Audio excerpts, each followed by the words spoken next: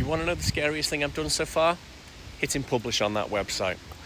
That moment was big for me. It wasn't just pressing a button, it was the end point of lots of ideas, designs, and constant tweaks suddenly becoming something anyone could see.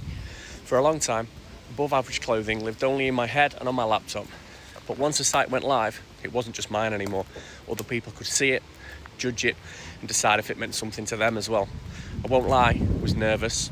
It felt like stepping out to talk in front of loads of people without knowing if anyone in the crowd was even going to care.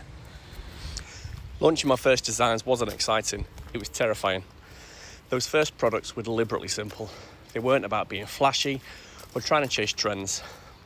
They were about setting the foundation, designed to be clean, meaningful and sustainable. Just enough to represent what above average stands for. No ego, just evolution. At the time I worried, are they enough? Will people get it? Or will they just scroll straight past? But I realised something. If I wait for perfect, I'd never launch it. Progress beats perfection every time. It's important for all of you to remember that. The buzz from that first order, I'll never forget that. At first, it's just a few clicks on the website, someone browsing, maybe reading about the story and the brand. Then came that first order confirmation. The first one from a total stranger I hadn't talked to about the brand or anything.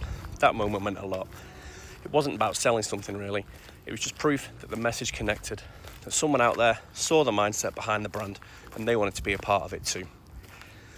That small step gave me more confidence than any amount of planning ever could, because suddenly it wasn't just me building in isolation. People were actually looking at it and joining the journey. And I told you I'd be honest, so I will be. There haven't been too many of those moments yet, but hopefully there's going to be some more coming. I'm glad I launched before I felt ready, because the truth is I wasn't ready. Not really. Probably still feel the same way if I'm honest.